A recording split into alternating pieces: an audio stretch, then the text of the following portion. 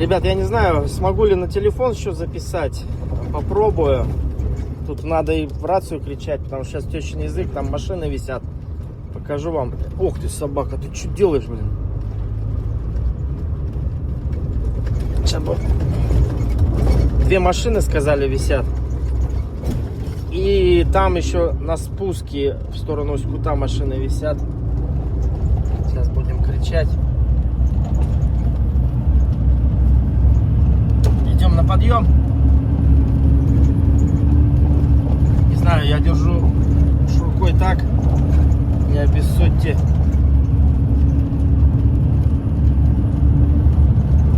Ребята, а кто спускается на Усть-Кут, на Тещино, попридержите, обойду машину.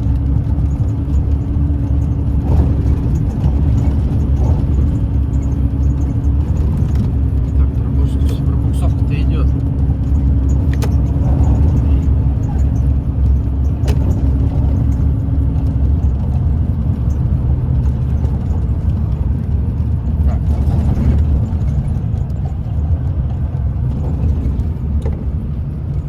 Так.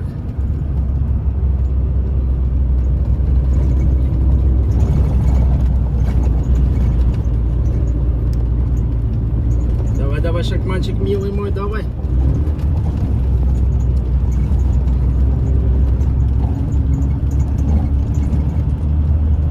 Лесовоз принимаешь? Чисто пока, на спуске никого нету. Ну, принял, спасибо, тоже сейчас попробую. Давай, если что, покричу. Идем, вот скамейка встала.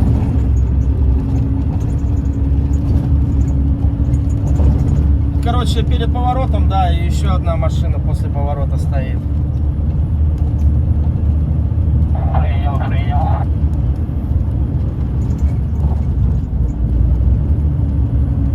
Так, тут встречка появилась вдалеке. Сейчас, если это фуру покручу.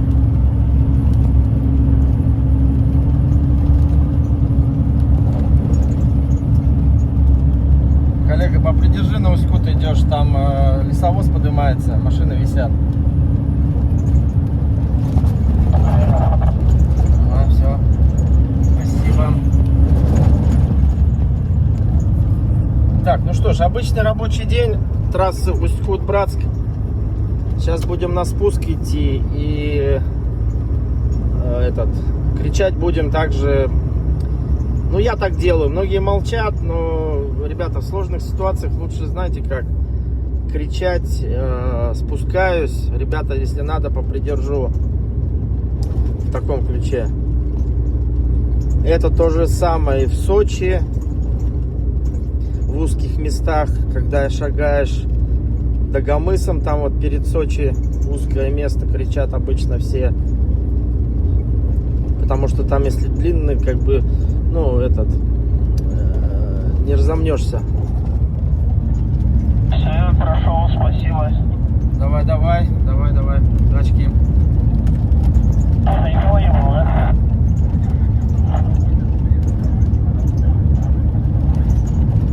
Все, прошел лесовоз. Так, ну, как видите, я нормально иду. На скилле, ребята, на скилле. На опыте. Так, что там? Так, это эти у нас, да? В сторону Усть-Кута. Так. Ребята, на Тулун спускаюсь. Надо придержать, кто там поднимается.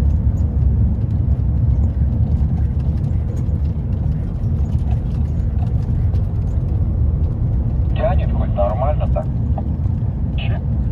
Ребята, на Тулун спускаюсь. Нужно попридержать или нет? Жень, придержи, кто на Братск идет. На Братск держим, стоим. На Братск? А, ну да, на Братск. Все, стоим. Машинку тащит сейчас. Он разгонится, пойдет, и нормально.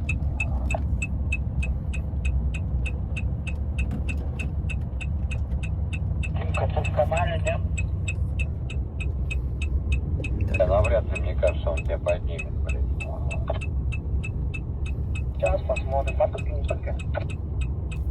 Ну ты ему сказал, чтобы он хоть чуть подразогнался-то? Ну, брат, коллега, спускаешься, там придержи, я вот с аварийкой стою. Там буксируют. Да-да, я стою. А где лучше стать-то? По встречке или на своей полосе? Там что? Ну, они по встречке пойдут. Я тоже вот стою по своей полосе. Левее взять, что ли, тогда? Ну давай я до тебя докачусь. Он тебя затянет, газон, это Урал, блядь. Он не знает, Урал, газонный. Урал. Так, ребят, ну чё ж. Давай левый ряд, что ли, я возьму тоже, чтоб не видали тут уже. Ну вот за почку заезжает, места много. А, да, правильно. Ну давай я сейчас тоже к тебе спущусь, чтобы уж рядом стоять. Первой машины ставят, я вот за ним вторым стою. Вторым, вернее.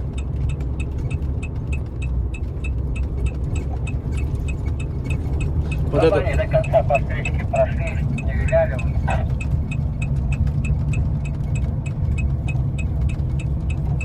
Передо мной я на проводе стою, вставай.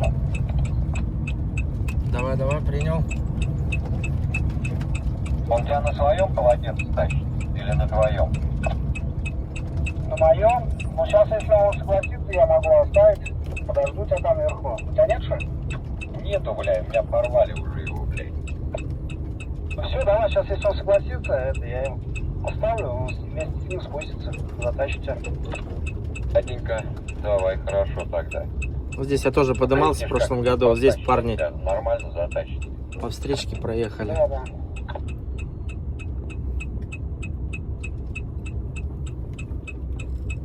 А, к ним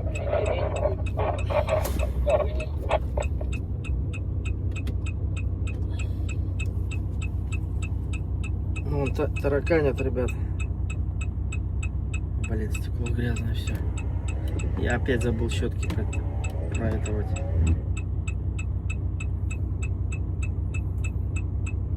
А, поднимает на этом.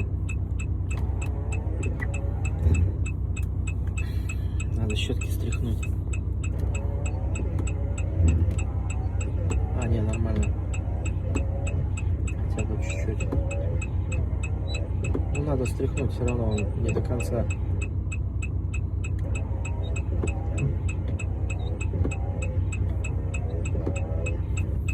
Блин, у меня шторка сейчас. Че это, Союз, да? Союз тащит, ребят. В общем, что рабочий, что говорят?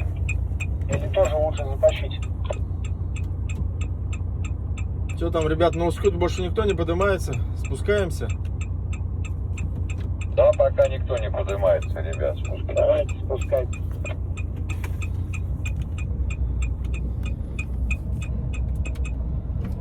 Все, поехали. Спускаемся. Давайте, чисто вообще. Давай, езжай. Я только залезу.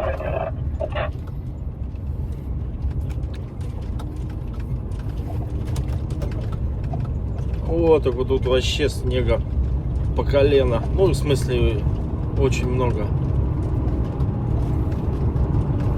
Охренеть, сколько машин висят, бедолаги.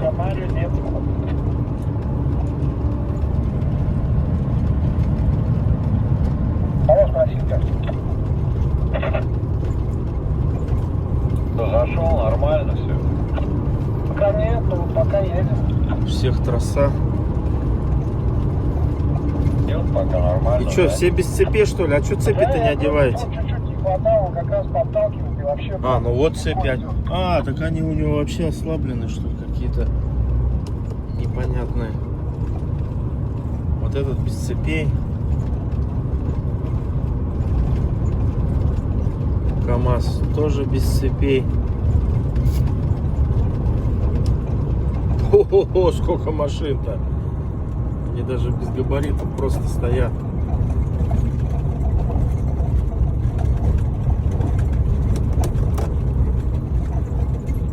Ну, короче, ребята, все без цепей. либо ленятся одевать, либо нету.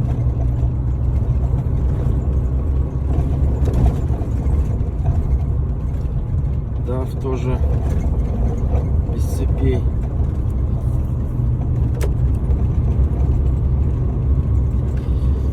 Так что вот, ребята, обычный рабочий день участка Братск, Усть-Кут.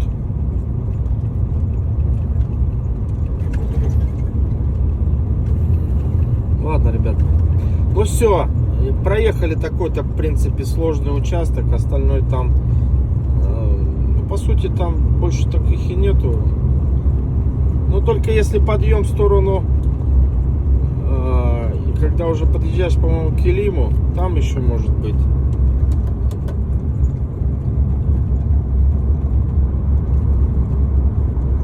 Вот, так что все, ребята, поехали дальше. Я включил, тут тоже машин 5 висит, так я вот разобрать место не могу. Что за место? Вот, по-моему, про это я и говорил. Я здесь тоже в шахматном порядке в прошлом году обгонял.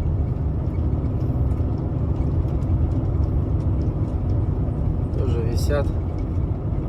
Но они без цепей.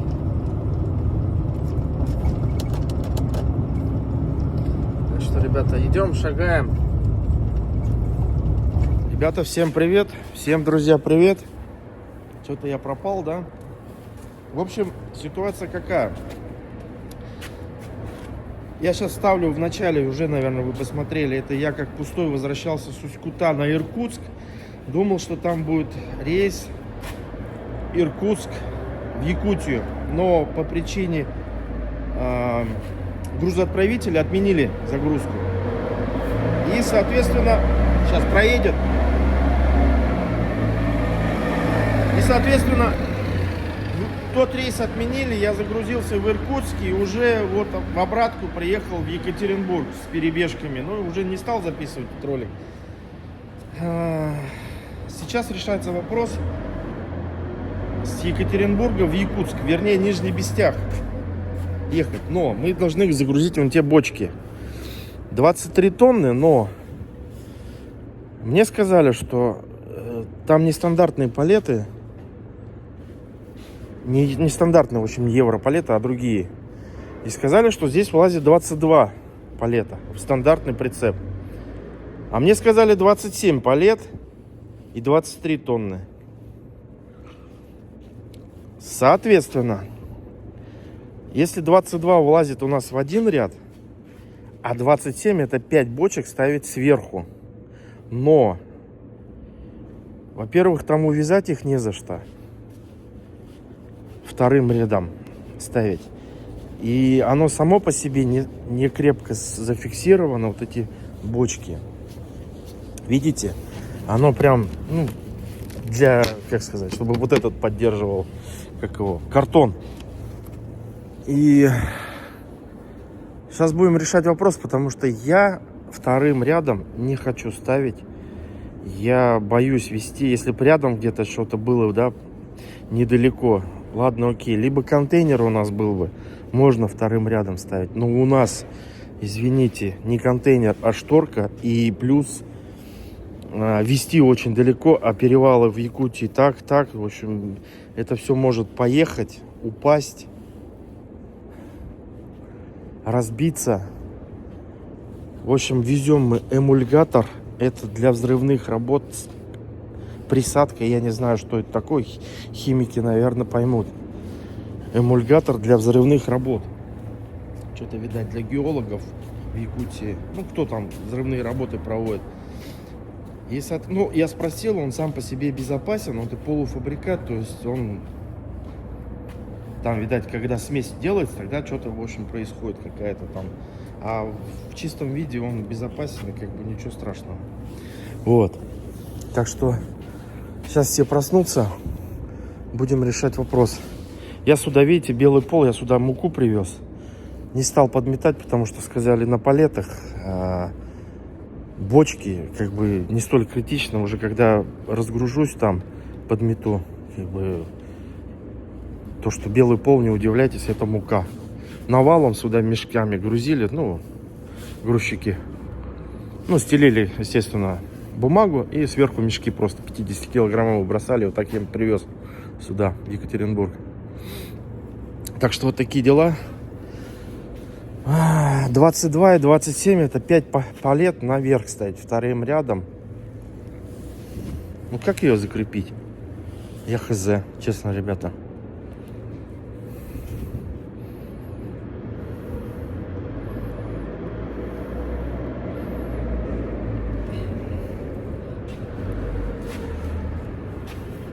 Было бы рядом, вопросов нету. Ну, блин, слишком далеко ехать. И дорога непростая. Сами понимаете, довольно-таки проблематично в целости сохранности довести.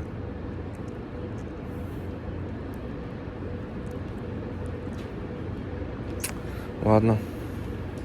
Сейчас все проснутся, будем решать вопрос. Как его закрепить, если я соглашусь на второй ряд? Что, конечно, я сомневаюсь. Если два бока открыть, даже нет, один бок открыть, ремень через... Сейчас покажу.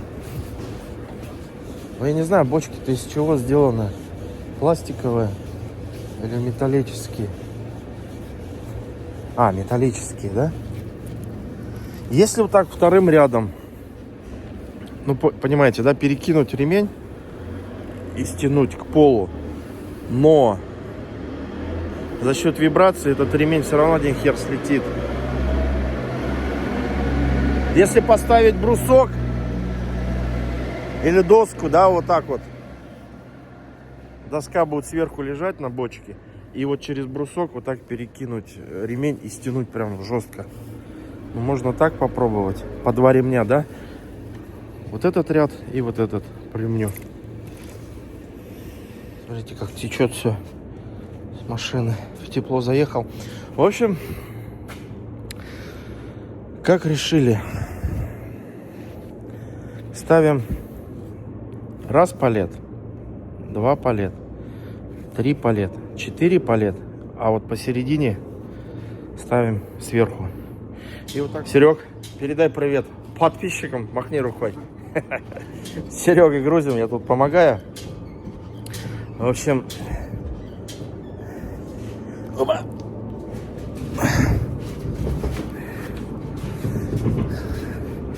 В общем, сейчас загрузим вниз и 5 палет еще сверху. Я бок открою и 5 палет сверху поставим. Сейчас надо будет еще поиграть с весами, чтобы сильно уж не перегрузить. Давай. Так что... Нет, сильно, да, по-моему? О. Все. Пойдем. А что там, сильно? Большой пробел? А, ну да, надо чуть левее. Ну и тот край тоже перед. Давай вот еще назад. Ага. Во. Давай, давай. Нет, сильно вот этот край увел. Давай. Вперед. Да, пойдет. Или что, или как?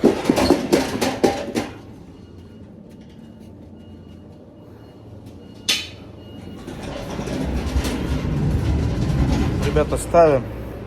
Вы знаете, я спросил сейчас, вот, говорит, ни разу не ставили вторым рядом. Я говорю, что, я первый раз, да? И я такой думаю, блин, Эльдар, под что я подписался, а? Сейчас все надо будет проверить по осям, естественно. Давай, давай, давай, давай, давай. А, там же по первому палету можно ориентироваться. Еще чуть-чуть. Еще вперед. Все, хорош. Все. А? К этому, что ли? Ну, давай.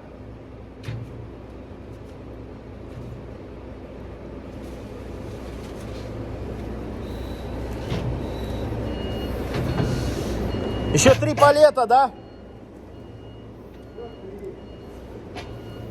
Че, я вперед проеду? Так, ребята, тут тесно что-то, вообще жестко. Вообще не предназначено это для фур. В общем, ребята, 7200 забил до Бестяха. Вот. Выдвигаемся в дорогу. А вы завариваете что-нибудь вкусненькое, поесть, попить. Приятного просмотра. А мне что? Хорошей дорожки, без приключений, чтобы эти бочки наверху стояли. Как стояли, так чтоб стояли. Сейчас выедем, тут еще по городу поедем, Малюха. Тесновато, что-то тесновато. На одиночке, на маленькой-то еще... Ай, блин, подожди, сюда надо было, блин. Что-то я уже не помню, как ехать. Вот, брызгалка моя сломалась, надо новую взять, которую я под химию использую. Блин, не помыть мне окна, поэтому...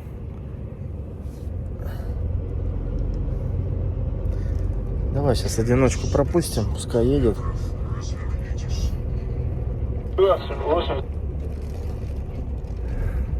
23 200. Вот. В общем, у меня подушки спускают на тягаче, поэтому у меня воздух так уходит сильно. Поэтому сейчас буду разговаривать с механиком. У меня еще ТО. У меня еще ТО по пути будем делать. Посмотрим, где именно.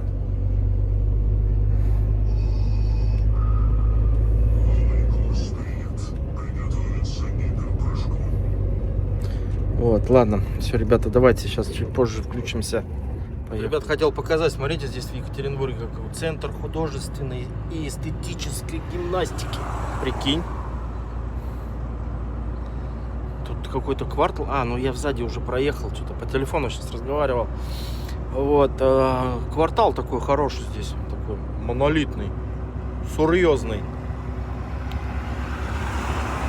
Так, и он мне предлагает сейчас... Ага, вот как поехать, да? Через Шадринск поедем. Не поедем на Тюмень, поедем через Шадринск туда вот так вот. И там выскочим на трассу. Бляха-муха. Все светофоры собрал.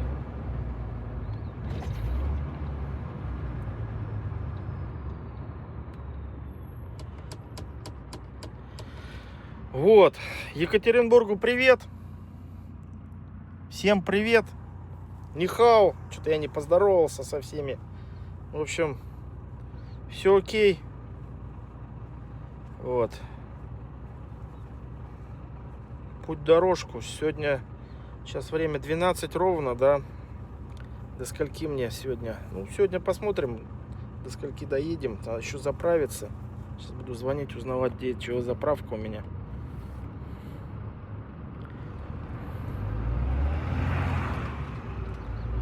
Тяжеленький, я не знаю, как я на перевалах-то буду. Там еле разгоняется. Так, направо Пермь. Мы сейчас под мост на эту бабочку и вот туда налево уйдем.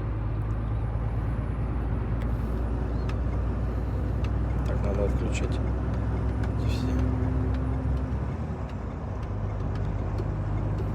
Так, и внимательно будем смотреть на весы. На весовые не проворонить.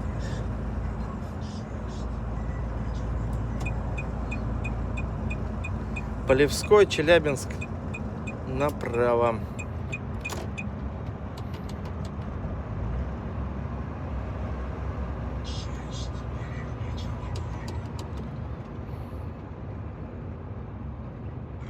Я даже не знал, вот это вот взрывчатка, вот это все, там же какие-то ингредиенты, химия какая-то. Кстати, в этом складе, в этом производстве-то, ё-моё, блин, Надышался. Она там, главное, знаете, этот, как его, сладкий привкус. Такой, знаете, как булочкой пахнет. Вот. Руки помыл, я думаю. Химией, что ли, пахнет? Нет. С мылом пахнет. И этот...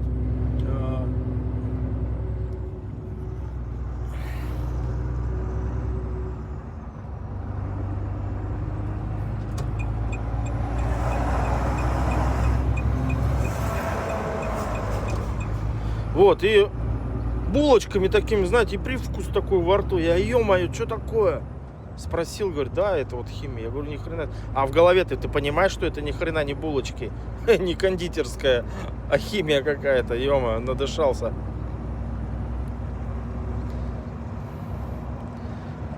Вот, то, что я ремнями привязал, второй ряд, все это шляпа.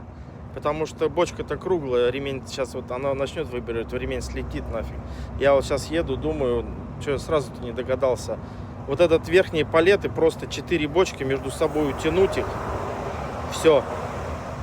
Вот так вместе утянуть, и оно найдет свое положение, встанет, зафиксируется и будет стоять. Ну вот, как говорится, все мы умные задним числом. А я сейчас даже, когда подтягивал, она слетала у меня ремень.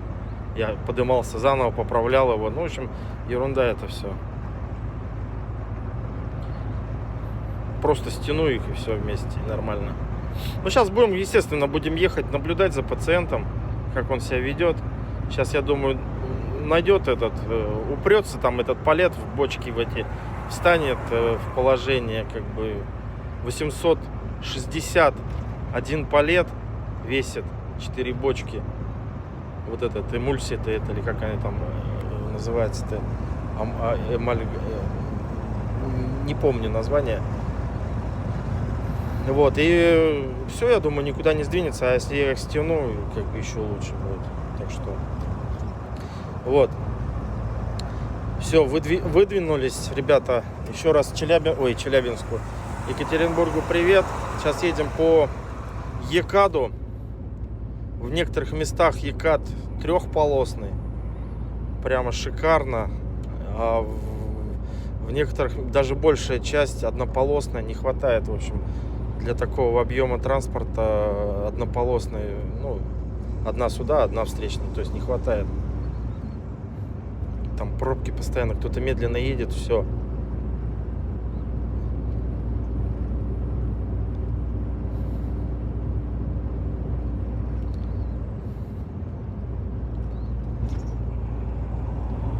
Так, что я еще сказал? Я сказал же, да, ТО, и мне надо с воздухом, у меня подушки, я сейчас в тишине, там в тепле послушал, вроде как подушки у меня шипят.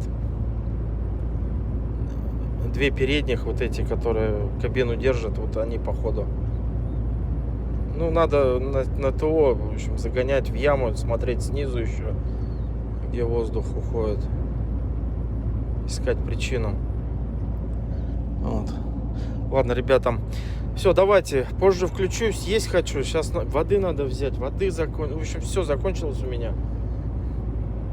Надо магазин, блин, вот сейчас ехал, надо было встать и сбегать в магазин, воды взять. Ну ладно, поехали, давайте, ребята, все, добрый путь, позже включусь. Все нормально, выдвинулись в дорогу. Ни хрена, ребят, смотрите, выехал на Тюменскую трассу, смотрите, что случилось. Ё-моё, ушел в лес. Блин, да.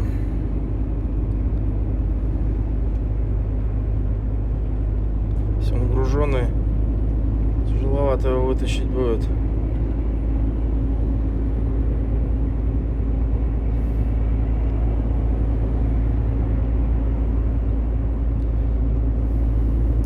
Так, ладно, ребят. В принципе, все нормально. Сейчас меня записали в Новосибе на ТО.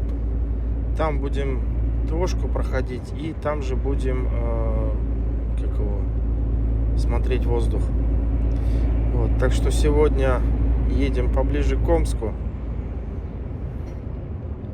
Ну и завтра надо уже в Новосибирск, на послезавтра ТО.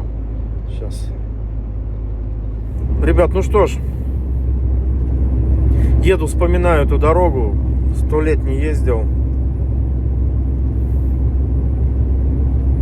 Через сторону Омск, через Каменск-Уральский, короче.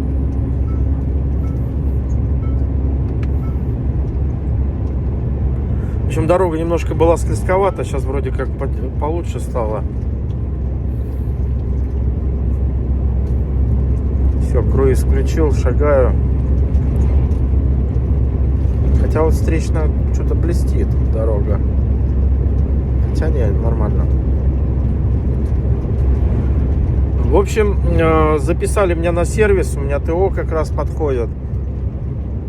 Надо будет машину ТО сделать. Потом по воздуху все-таки определиться, что у меня уходит, откуда. Если будет наличие, если подушки и они будут в наличии, то, соответственно, поставить, чтобы я уже с воздухом не страдал. Потому что, как я уже говорю, выключишь буквально минута-две, у меня воздуха нету в тягаче полностью. Это еще когда вот нарезали эту резину, я расцеплялся, обратил. Ну, я как бы давно знаю, что у меня воздух уходит. Вот. Но вот с наступлением холодов прям вообще махом. И как бы это ненормально. Так, что это, весовая? Нет. Вроде... А, это кольцо, все.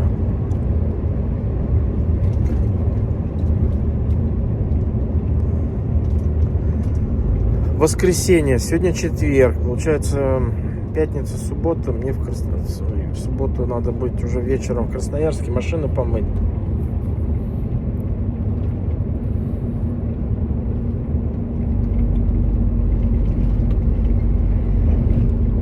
Ох, с колесом возится.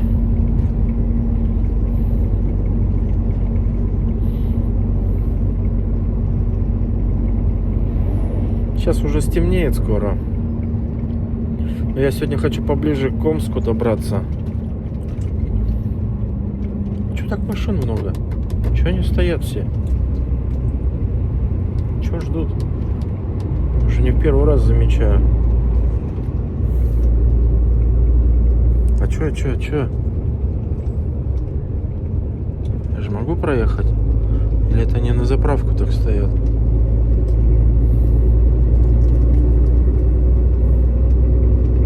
Ну, походу, да, на заправку. Да.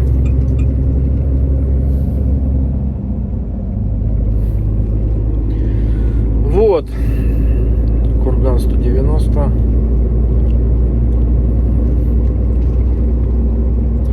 Ничего не происходит в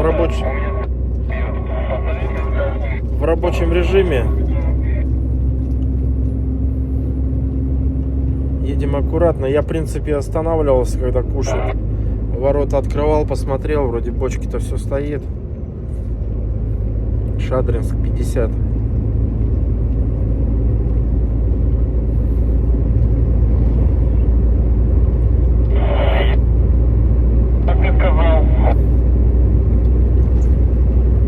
Ну и вечером залезу, посмотрю, как она. Ну здесь как бы все равнины, поворотов нету. Аккуратно едем. Сморгнем, чтобы обошел. Легковая. Давай, работай.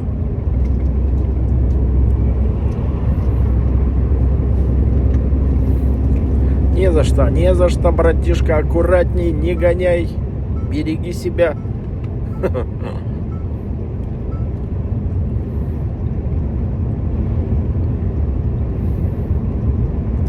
Минус 11, в принципе, тоже нормально. Ну и как раз в воскресенье, когда ТО буду делать, я там спокойно утеплю передок по-нормальному. И аккумулятор надо будет переставить. Вот эта вещь не забыть, потому что у меня с наступлением морозов почему-то аккумулятор 4 часа все орать начинает. Надо переставить. как бы 4 часа, сами понимаете.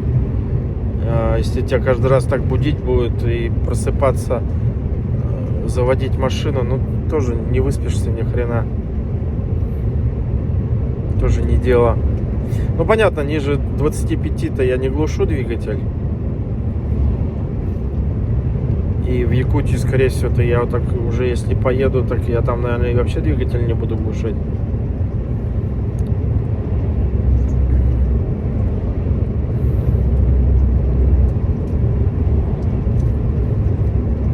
То есть, как бы не критично с аккумулятором, но все равно переставить надо. Раз в полгода желательно переставлять. Вообще, мне один продавец, когда привозили в Иркутске мне новый аккумулятор-то, говорит, вообще сказал, раз в 3 месяца меняй. И ладно бы, как бы достаточно просто было бы, да, поменять местами. Но вот на Шахмане это такой геморрой. Ну, прям реально геморрой.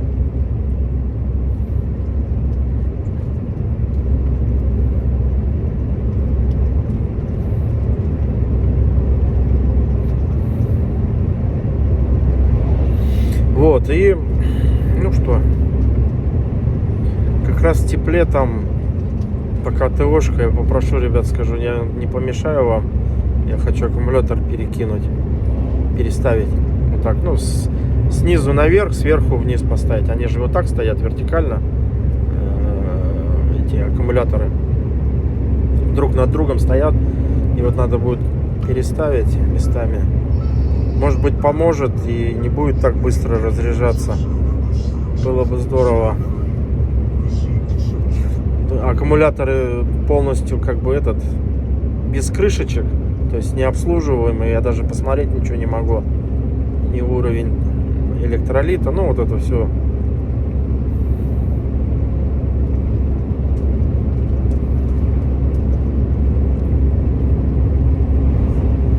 Такие дела. Так, 4 часа, блин, а я проехал-то сегодня вообще мало. Считай, на переезде, там переезд такой, не помню, населенный пункт, там сколько, минут 40 простояли. Очередь большая, колейка собралась большая. Тоже время потерял. Но сегодня по темноте поедем, в любом случае.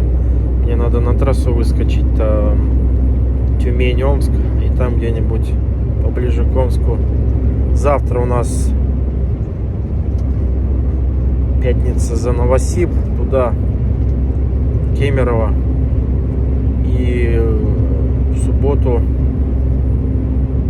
приезжаем, там в субботу, там в Красноярске, по-моему, по дорожке нету мойки, или там что-то одна есть. Но она в городе. Сейчас мне Мишка сказал. Вместе работаем. Миш, будешь смотреть, тебе привет с Красноярска. Он говорит, помой в Ачинске, тогда там есть мойки. Вот, так что в Ачинске помоем. И поедем в Красноярск. Такой план действий. Ладно, все, едем. Ребят, наконец-то я доехал до перекрестка, где выскакиваем на трассу Тюмень-Омск. Честно говоря, не вижу смысла сейчас ездить по этой дороге. В том плане, что, во-первых, между Тюменью и Екатеринбургом и так уже прилично километраж 4-полоски. Вот, что там свободно можно ехать. И активно сейчас расширяется. И плюс там вот этот город-то, я вот не помню, к сожалению, Богданович или кто там, постоянно же пробки были. Вот. И сейчас там объездную сделали. Я вот когда сюда ехал, махом чуть пролетел. И, по-моему, я таких пробок-то и не видел, чтобы я там не стоял. То есть сейчас вот по этой дороге ехал, блин, встречек очень много. Очень машин много. Поэтому хрен его знает. проще, мне кажется. Ну, в Тюмени, ну, там тоже как бы широкая дорога. Тоже пробок там, ну, редко бывают. Если ДТП, там еще что-то. А так... И километраж, по-моему, там не насильно короче. Что-то, по-моему, я смотрел, там километров на 10-20, что ли. Ну, могу ошибаться, конечно.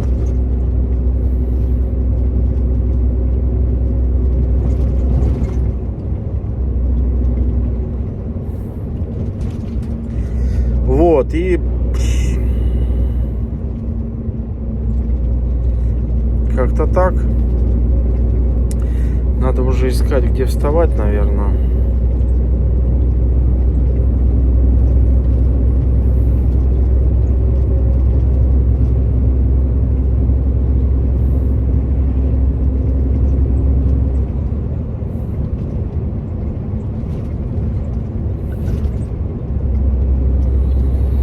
Наверное, где вставать.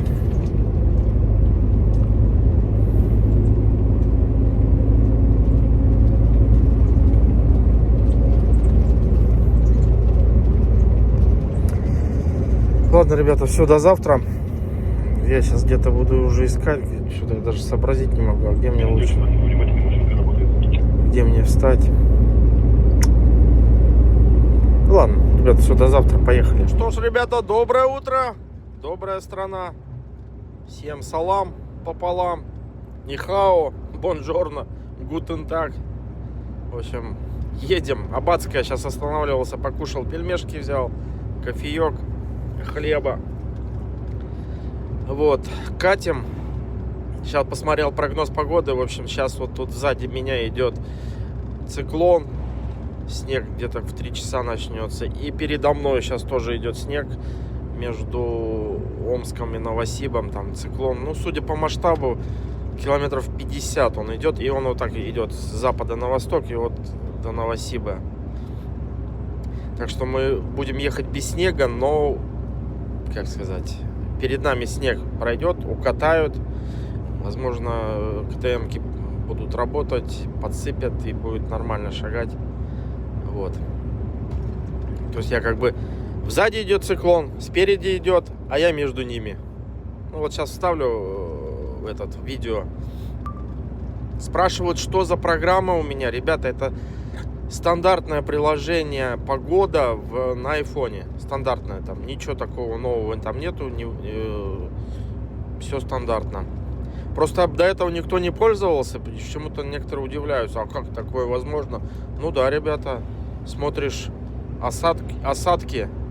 И тебе все показывает. И как бы ты... Я уже не в первый раз это меня выручал, особенно на Байкале, на Култуке. Ребята, Омская объездная. Но тут, как обычно, ветер, снегопад, скользковато.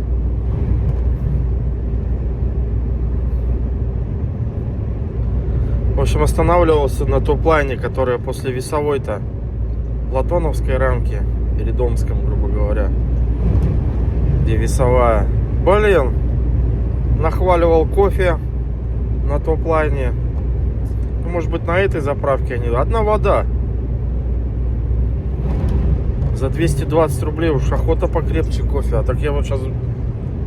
Блин. Кофе взял, семки взял. В общем, сейчас без остановки двигаемся дальше. Сегодня надо поближе к Новосибу. Вообще идеально было бы, конечно, до Новосиба добежать. Но с такой погодой... и с камером, и с количеством медленно едущих машин будет проблематично.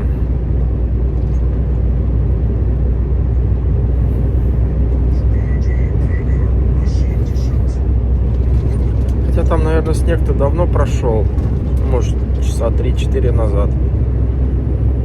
Посыпано будет.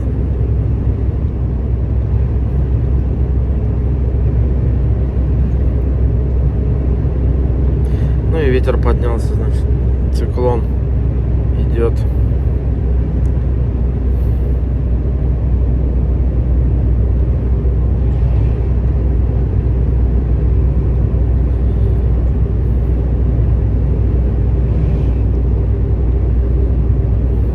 Так, ребят, ну что ж, Омск пройден, идем в сторону Новосиба. Вижу первую жертву. Нет, уже вторая или третья. Перед Омском был, кто-то лежал. Съехал, вернее.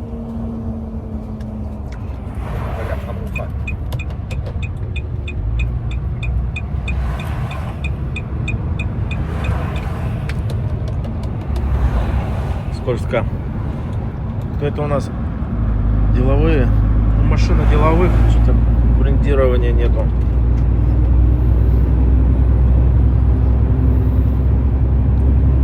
Вылетел.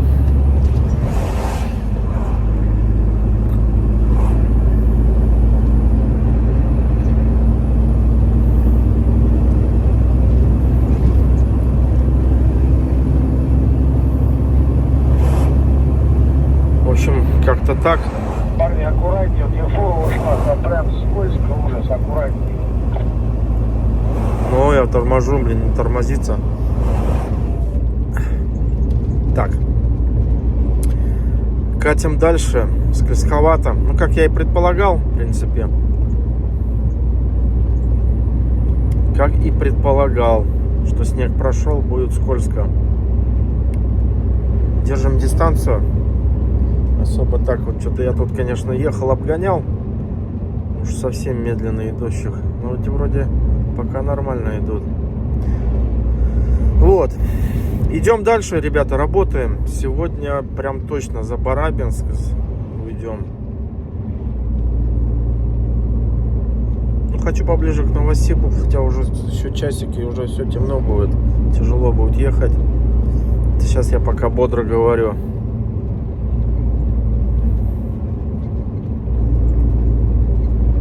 Легковушки еще тоже не едут ни хрена. О, пошли на огонь.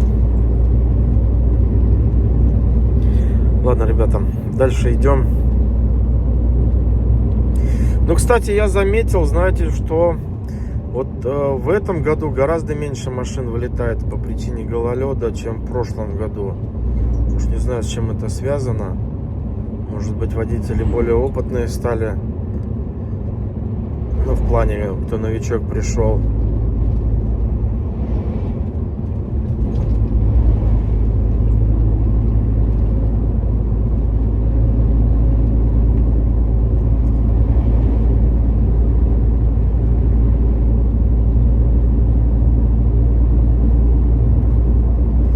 Ладно, идем дальше.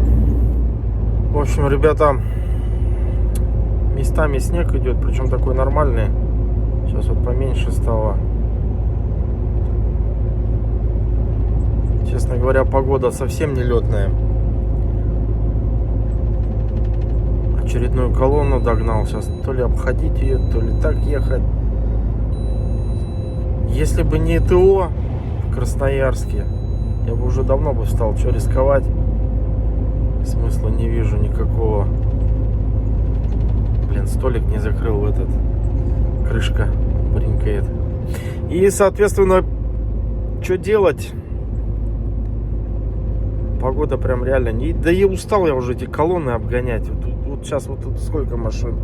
Машин 20 обгонять. Это ты устанешь, блин. Я сейчас одну обогнал. И что-то у меня уже не стоит, честно говоря. Это не работа, это мучение. Вот, скользковато и опасно. Не ты, так в тебя кто-нибудь занесет, не дай бог. Но мне ТО надо.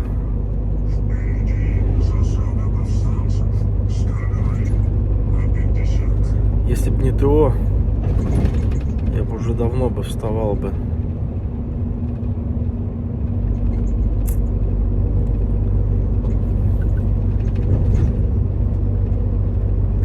Это у нас Татарск.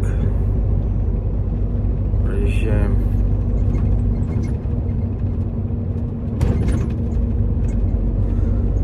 Вот, и причем завтра-то надо, воскресенье, сегодня пятница. Мне завтра надо еще машину помыть, они хотят. Прицеп оставить на стоянке и потом поехать на башке в воскресенье. И я не успеваю. Просто вот я физически, вот я вижу, что тяжело. Во-первых, скользко, стемнело.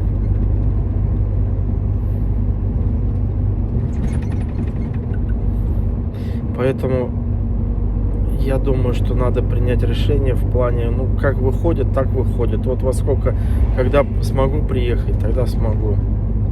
Надо из такого исходить. Жопу рвать опасно, нецелесообразно. Была бы еще дорога нормальная, так нет. Тут снег прошел недавно, и тут сейчас опять местами идет. Снег укатали. И скользковато.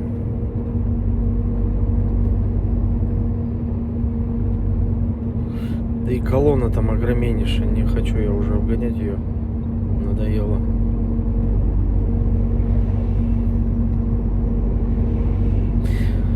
Поэтому завтра едем, просыпаемся, едем сколько сможем. Если не получается, то попробую на понедельник, чтобы меня записали.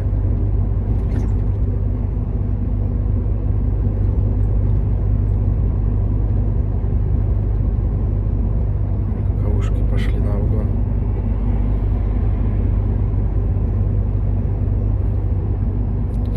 Вот.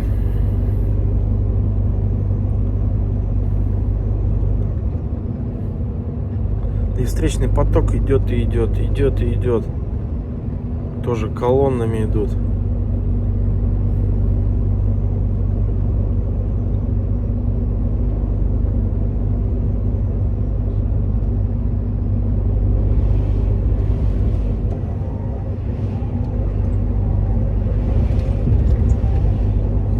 Погода -6.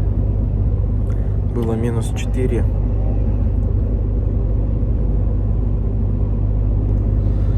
В общем, как-то так. Я думаю, что я правильно сейчас хочу остановить, вставать. Но мне до туда, куда я хочу, 130 километров еще пилить и пилить, по сути. 2 часа езды с такой скоростью.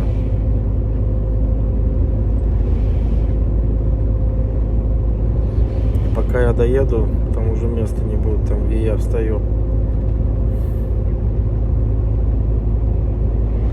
В общем, сейчас будем смотреть, может быть, Чаны там станем, либо еще где-нибудь.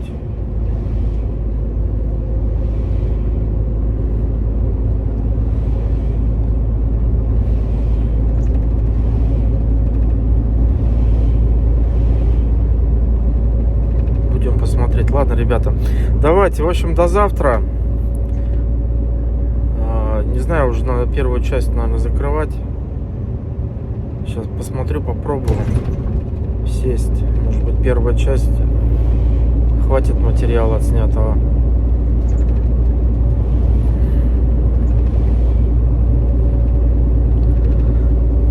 Было бы проще ехать, если бы меньше этого встречного потока. Ну, вообще, было бы трафика меньше. Было бы проще, конечно, ехать. Но вот этот участок, он супер загружен. Омск, Новосиб. Да считай до Ишима. От Ишима до Новосиба вот этот участок, он супер загружен. Встречка просто не прекращается. Едешь. Я вот когда обгонял тоже колонну, да и жду, когда появится окно. Они не заканчиваются, просто едут и едут, едут и едут нескончаемым потоком. Эту дорогу расширять надо. Прям уже катастрофически надо расширять.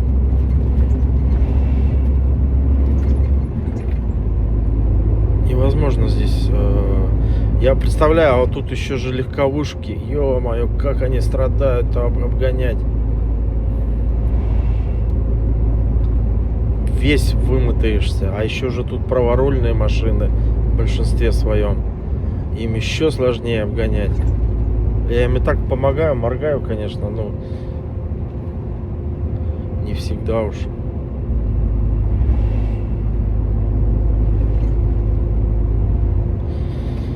Так, Газпром.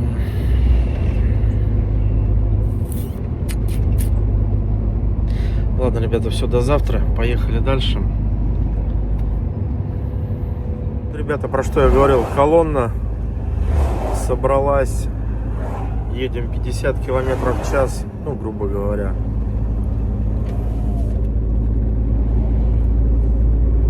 Вон, видите, кишка идет. И встречный поток просто нескончаемый идет, поэтому и скользко, и, соответственно, обгонять, ну, просто... Да вспотеешь обгонять вот эту всю кишку. Не знаю, сколько там машин. Машин 20-30. Уже как бы, понимаете, да? Средняя скорость маленькая. Скользко.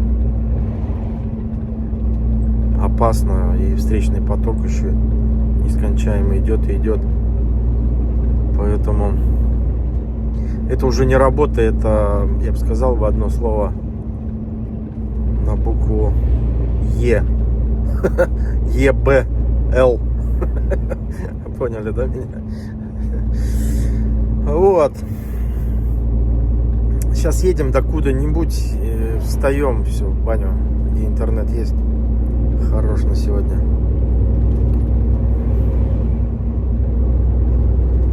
Так что вот, ребят, ладно, все, до завтра. Уже точно поехали. Встаем где-нибудь. Доброе утро. Погодка, в общем, шепчет. Посмотрите, снег идет. Сейчас посмотрел прогноз погоды. Этот циклон прямо, знаете, стоит. Вот я стою. И циклон прямо вот никуда не двигается. Он просто стоит. И вот так, знаете, вдоль дороги. Сейчас поставлю видео. Новосиб, Кемерово, Красноярск. В общем, все засыпано и стоит, главное. Да, целый день стоит. У меня на 12 часов прогноз. Соответственно, я сегодня целый день, по идее, буду ехать со снегом. Кемеровские горки посмотрим, как там будут. Ну и между Новосибом и Кемерово там тоже вот такие есть. Блин, весело. Смотрите, у меня какой кофе. В пакетике. Объясняю почему. Потому что в мягкой упаковке я купил кофе, а там вот такая блистерная, ну, я не знаю, так нажимаешь, она сдавливается, закрепляется. Она, короче, сломанная была или с браком. И не зажимала, то есть рассыпался бы. В пакет пересыпал, блин. В общем, посмотрел я прогноз. Нифига меня это не обрадовало, честно говоря. Что делать? Хз, ну как, что делать? Ехать, естественно. Но мы сегодня, естественно, опять же, мало проедем, я так предполагаю. Скорость будет очень небольшая. Скорее всего, будут пробки. Прогноз такой.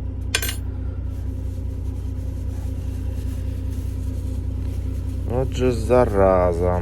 Вот так вот я сегодня поспал. Ну а что ж, не двигаться же без сна. В общем, сейчас надо щетки будут стряхнуть. Как-то так, в общем, ребята, ладно. Доброе утро. Если оно доброе сегодня будет. Что-то меня как-то это дело... Лучше бы не смотрел, наверное. Ехал бы с этим... С надеждой, что сейчас снег закончится. Ага. Ладно, все. Поехали. Ой, вернее, кофе сейчас наливаю. Сахар. Пьем кофе. Да и едем. Чего ж. Ребята, Барабинск пройден. Останавливался, покушал. Умылся. Сейчас тут встретил. Что это у нас? Эвакуатор, тягач тащит. Тягач весь заляпанный, не пойму, что это такое. А это ни хрена себе.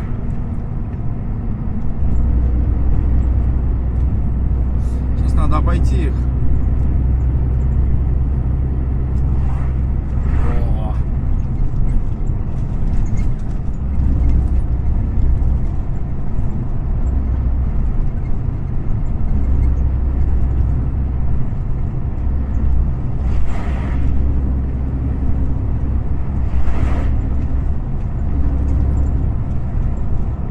Это что, газель что ли тащит? Или что это?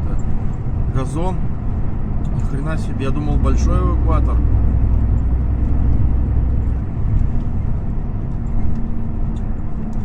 А это оказывается маленькая какая-то.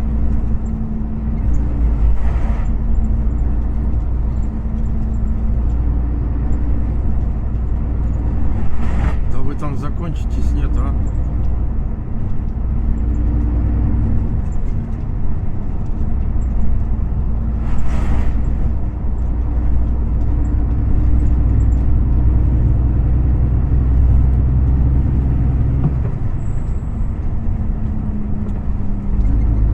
Обшибка. Казалось, подальше машина.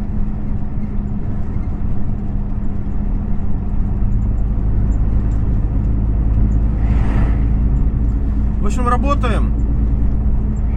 В принципе, дорога пока нормальная, все хорошо. Снег как и шел, так и идет, как я и предполагал. Судя по прогнозу, сегодня целый день снег будет. Да что такое, а?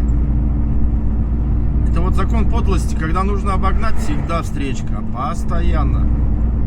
Сейчас вот ехал, бывают окна прям хорошие. А тут прямо одна за одной.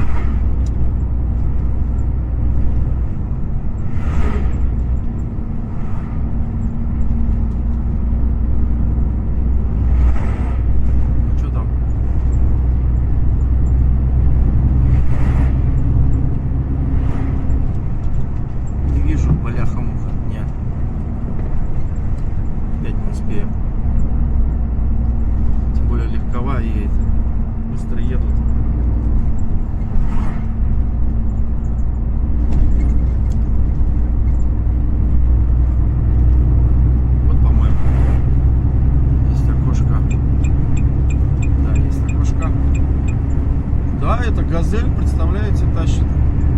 Ничего себе.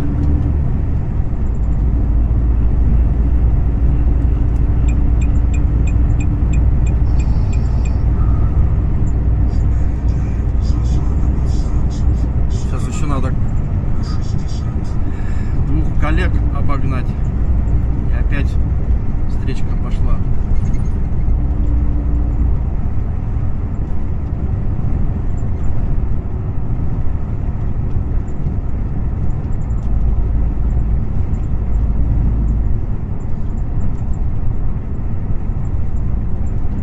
В коем-то веке номера у всех заляпаны, ну вот кроме Челябинского. Пофиг на эти камеры. 60 километров которые.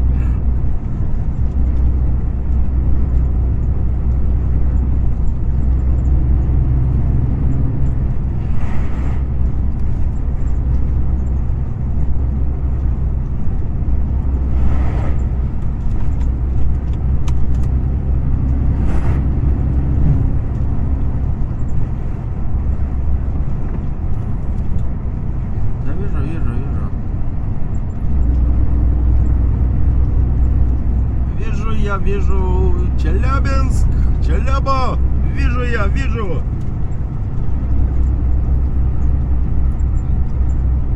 Что-то вообще 60 едут, конечно. Надо обходить.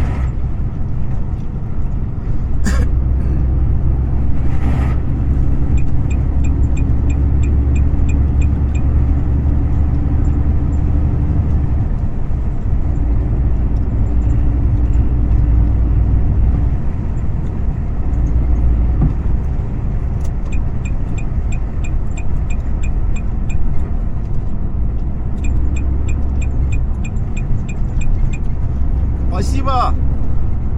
Спасибо! Так, 48-й регион. Что это у нас? Не так часто вижу. Не знаю даже, что за регион. 48. 48, половинку просим!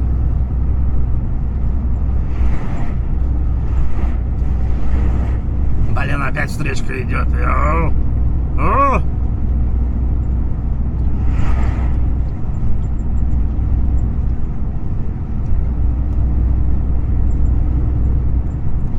Блин, а я бы успел, наверное.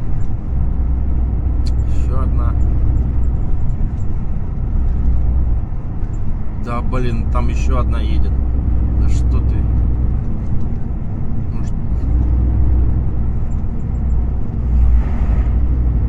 Да Ёшкин, Матрёшкин, а.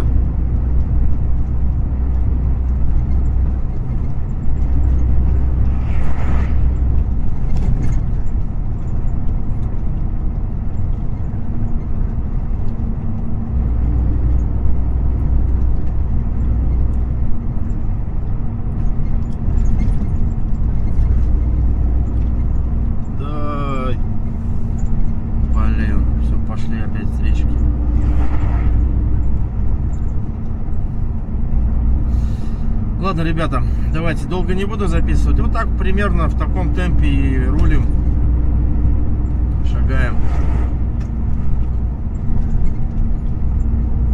Ну, давайте этого сейчас обгоним.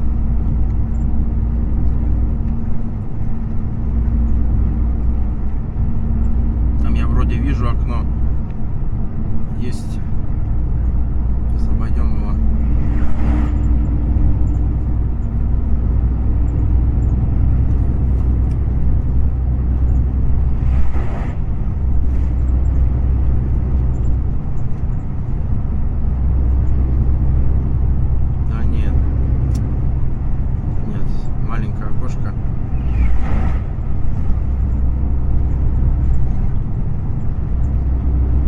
Проснулись, поехали. С утра так я ехал, было посвободнее. Ну прям утром.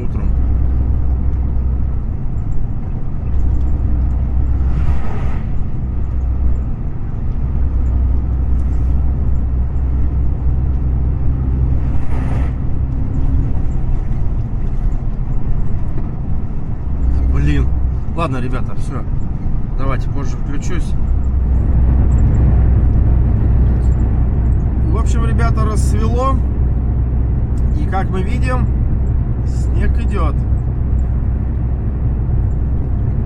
Причем снег такой плотничком.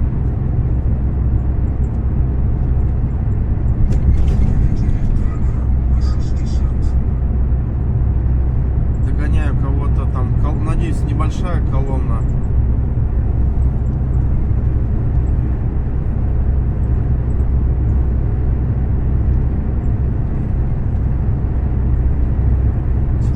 Обходить, потому что я быстрее иду, я где-то 85.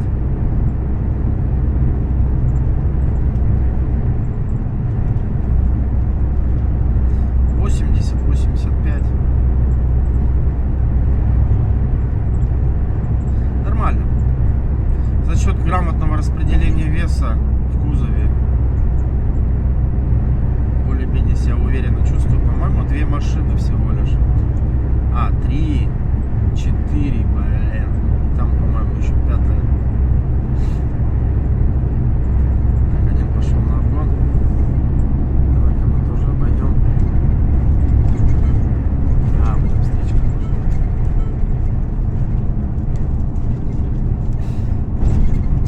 Блин, нет, надо было идти. Успел бы. Вот, ребята, в принципе, все нормально. Осталось 150 до, грубо говоря, выезда на объездную и поворота направо в сторону города, где эти заправки-то Газпромовские.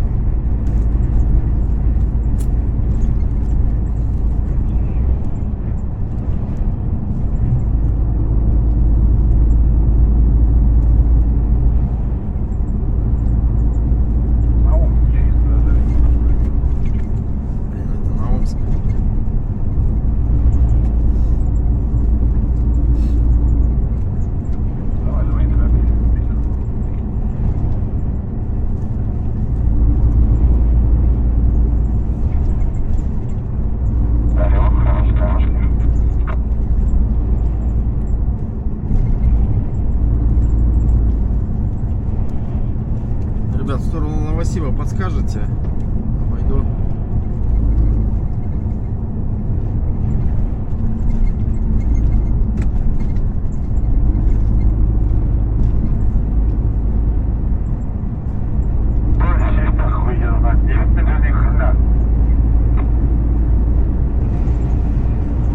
Кто там первый на Новосиб? Подскажи, что там, тебе это видно, наверное?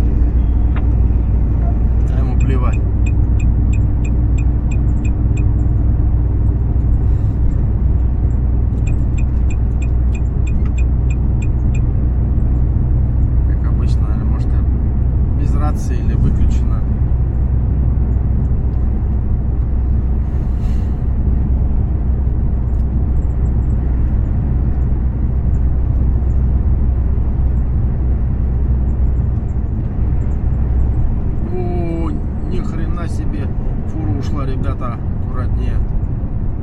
Вот это да. И только что ли? Шакман. Не наш это? Нет, прицеп не нашинский.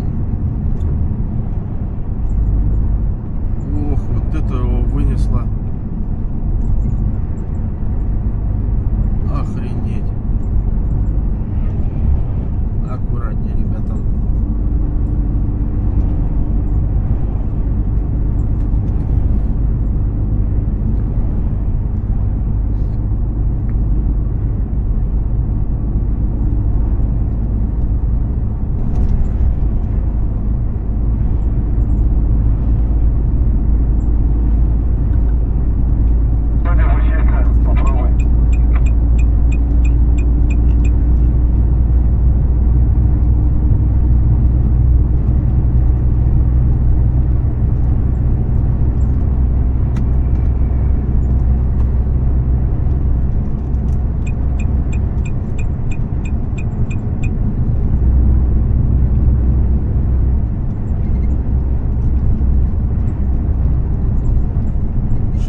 Шагаем.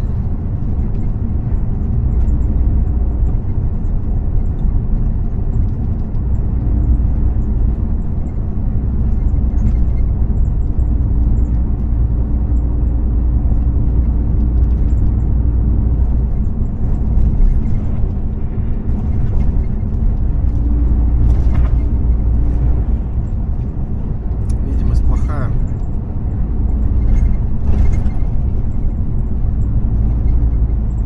Ну вот этот вот Камри, ну ты без фар, без них. Вот чем думает, вот реально, чем думает человек? Видимость плохая, кто-то пойдет на обгон, и ты тут едешь. Ну вот ты хотя бы думай своей головой. Вот я не знаю, я вообще вот иногда удивляюсь водителям таким. Ни ходовых, ни габариты, ни противотуман, вообще ничего не горит.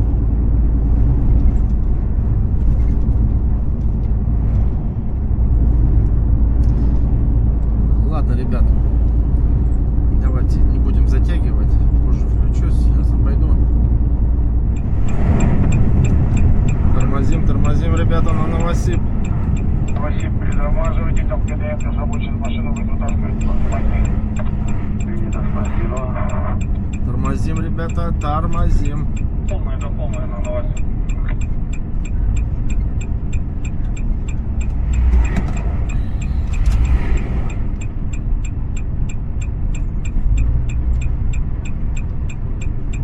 Так, у нас, ребята, Новосиб. В общем, я тут и YouTube записываю, и сюда записываю, в Telegram. В общем, там машина вылетела. Скользковато. Там сзади у меня что там, фонари видно, нет? Да, видно. Квадратную ты имеешь в виду? Да, вот впереди на Новосиб. Да, видно. О, тормоза вообще отлично видно. Скользко.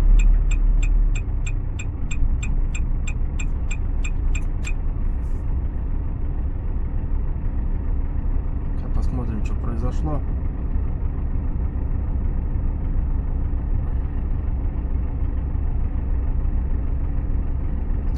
Чем, ребята, вот чистить надо постоянно светодиодные. Почему? Потому что залипают быстро их снегом. И если старого формата, да, фонари были, они же эти лампочки накаливания, они нагревают стекло, и снег отваливается. Они будут грязные, естественно, но снег будет отваливаться. На светодиодных, в частности, как у меня, там вообще просто, я вот в Якутии ехал, у меня просто, вот, знаете, сплошная, вот, где идет вот, отбойник, да, вот этот, где висят полностью снегом, этот фонари вообще не видно от слова совсем. Поэтому, ребят, периодически у кого светодиодные, чистите периодически, ребята. Что там? Трал я вижу, по-моему. А КТМ-то сможет вытащить?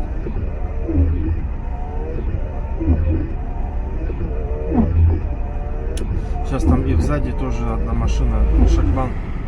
Но вроде не наша На машина. Новосибирск идете до полной остановки, повнимательнее. Вроде не наша машина вылетела. Камера заляпана, что ли? Вот в эту сторону он с Новосиба шел, сложил его и туда улетел.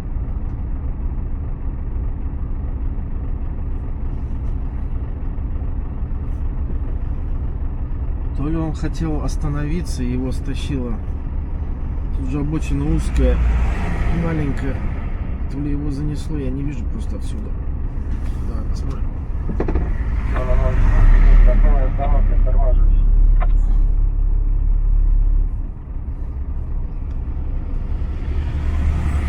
Да, он что-то затрал. Там что-то.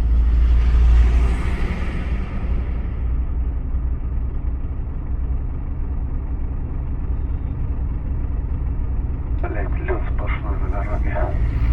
Да, скользко. Работаем, ребята, работаем. Не покладая рук и ног. Он одну достал, сейчас еще одну достанет. Что там, две машины, что ли? Так, ладно.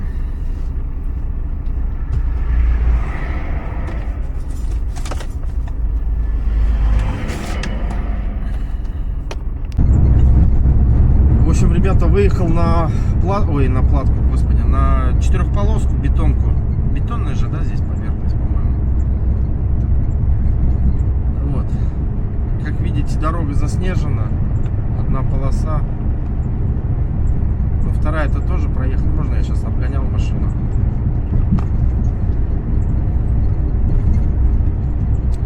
Вот.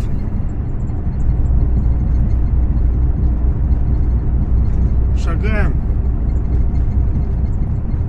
Шагаем дальше.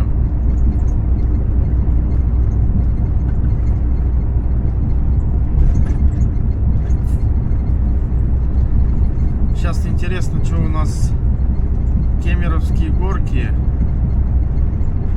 Снег-то идет, продолжается. Я не знаю, видно ли на камеру, но снег идет.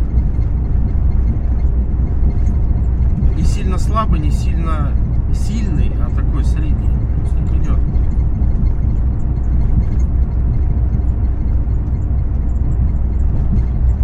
Кемеровские горки, и потом у нас Красноярские, там спуски, подъемы. Они же там тоже затяжные. И если когда скользко, ох, страшно становится. Датчик опасности там прямо он зашкаливает. Думаешь, как эту корову остановить, если вдруг что? Ё-моё. А она же ускоряется. За сотку там, когда начинает наваливать. Думаешь, пипец. Вот если что случится на такой скорости, это все. Тебе хана, короче. На сотке километров в час. 40-тонная махина. Ой-ой-ой. Страшно становится.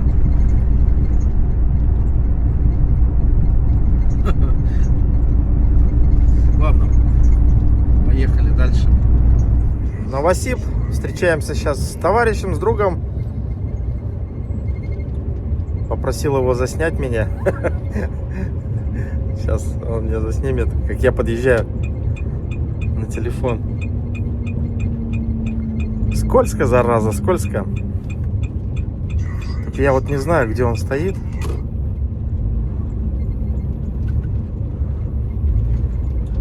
Так. И где мне встать?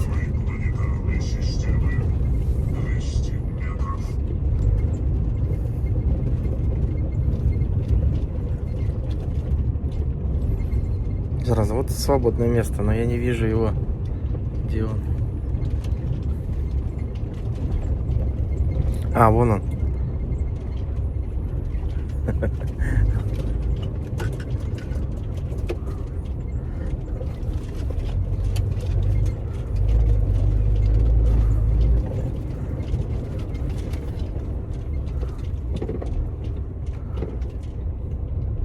Сейчас.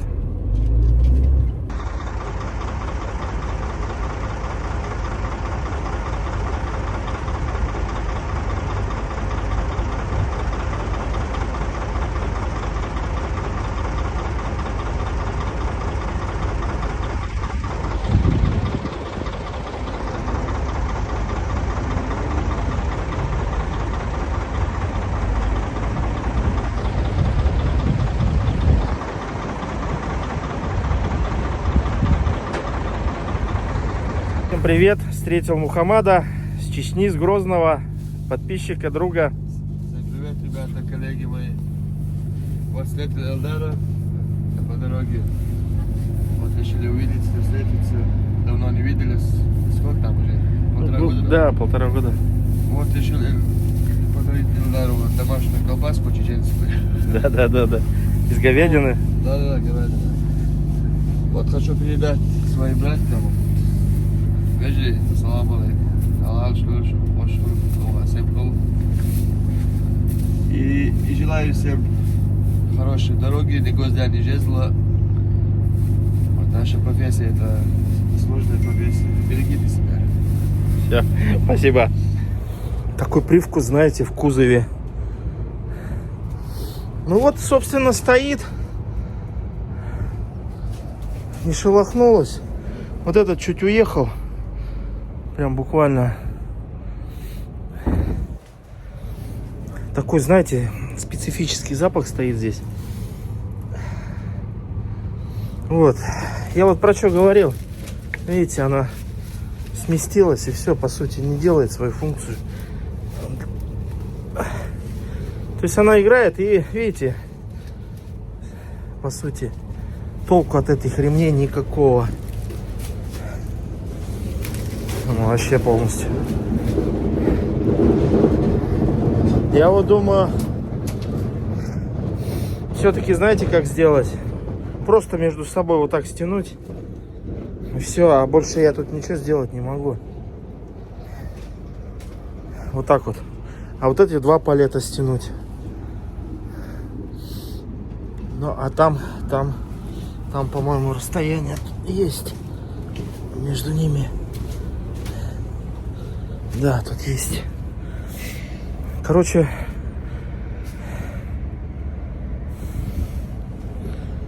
ну хрен его знает. Сейчас тут, конечно, по равнине мы шагали-то. Шагал-то по равнине. А дальше-то будут повороты, перевалы. Вот. Ну сейчас-то еще до Иркутска еще нормально, а дальше после Иркутска-то там уже по сути не будет ровных поверхностей. Все время либо на подъем, либо на спуск идешь. Ну там участки есть, конечно, ровные, но в большинстве своем либо подъем, либо спуск. Хрен его знает. Ну вроде стоят пока нормально. Короче. Просто у меня все ремни, блин, зараза, вот здесь вот они, видите, прикреплены. А я их достать не смогу, там же я зацепил крюком. У меня в этом, в ящике-то немного ремней. Мне здесь, по сути, надо раз, два, три-то я стяну вместе. 2, 3, 4 ремня надо. У меня, по-моему, нету. Это надо бок открывать тогда правой, чтобы достать ремни. Так что ладно, ребят, сейчас пойду покушаю. В общем, ребята, сейчас прогноз погоды посмотрел. Целый день здесь снег, прямо до ночи. Встал я здесь, конечно, вторым рядом, тут и тека встала. В общем, смотрите, вот Кемерово, да? И вот тут все висит на Кемеровских горках-то, видите? Все красным красно. И снегопад целый день сегодня. И тут все, видите, желтое. Я как-то висел, даже ролик есть. Я в этих Кемеровских горках, я не вижу смысла суваться, честно говоря. Я в горах не хочу стоять, там и интернета нету. Там интернета, там ничего нету. Сколько я там стоял? Уже не помню, часов 5-6. Там так заколотили, там же узко. Так заколотили, что КДМ не могла проехать. И там снега вывалило по колено. Ну, примерно как здесь. Много. Видите? И встал я как-то тут вторым рядом, конечно. Ну, в принципе, дождаться, что оттуда кто-нибудь уедет. Вот Олимп, блин, вот где Олимп стоят, там место было такое хорошее. Я еще думал, туда надо стать. Пока документы бегал, сдавал, уже заняли. Просто дальше, что там дальше? Машково, но там стоянки маленькие. И Еще же неизвестно, как там этот трактор почистит, не почистит. Залезешь туда на эту стоянку, потом не вылезешь оттуда. Ну, снег валит. Я не знаю, показывает ли камера. В общем, капитально.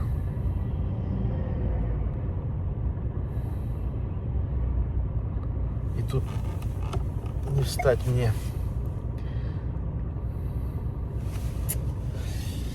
Все грязное, ё-моё. Все снегом закидало. В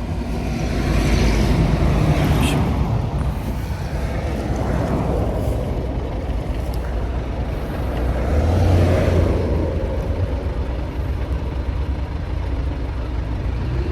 да уж. Надо место искать, вставать. Я не вижу смысла туда суваться. А после Машкова там встать-то негде. До самой этой, что там, границы с Кемеровской области, там где заправка, там тоже встать негде. До самой объездной тоже там негде. На объездной там эти есть стоянки-то, ну эти обычные дикие, там тоже ничего нету. Интернет там не на всех есть. Потом дальше в самом Кемерово, если только в самом Кемерово, там тоже встать-то негде.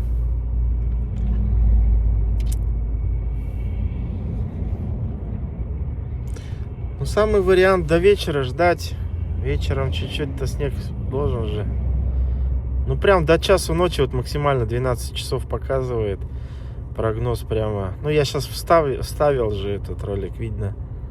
Прямо до часу ночи максимум то, что у меня сейчас показывает. Снег идет. В общем, как-то так. Ладно.